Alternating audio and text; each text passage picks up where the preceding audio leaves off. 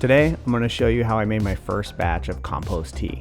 No, compost tea is not something you drink, it's for your garden. It's a liquid fertilizer you can make by extracting the soluble nutrients, beneficial bacteria, fungi, and other microorganisms from compost into water. This can help with soil health, plant nutrition, disease prevention, and root development.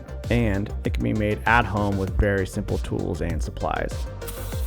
The first ingredient is water. I'm using city water, which contains trace amounts of chlorine and possibly other chemicals. And from the research I've done, the water needs to off-gas for 24 hours before adding the next ingredient. By letting the water sit for 24 hours, the chlorine will naturally evaporate or off-gas, reducing its potential to harm the beneficial microbes we're about to cultivate. The next day, the water will be ready for the rest of the ingredients. The following recipe is a fairly simple one. I'm using the recipe from a company called Tea Labs. Since this is my first go with this, I wanted to keep it simple. Some recipes get fairly complicated. I'm using a compost tea bag from Tea Labs.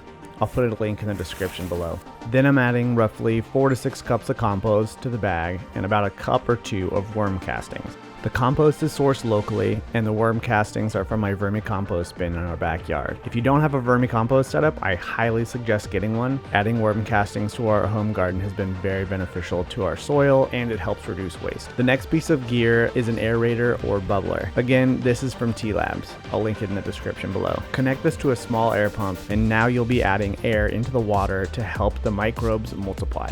But the microbes need food as well. So for that, the last ingredient is 4 ounces of organic molasses. I've added a bit of warm water to the molasses to liquefy it, making it a little easier to add. The sugar is an essential part of the process as it provides the energy for the microbes to grow over the next 24 hours. Turn on the bubbler, and now we wait. 24 hours later, you have a nice bubbly mess, and it's ready to add to the garden. If you found this helpful, subscribe and follow along.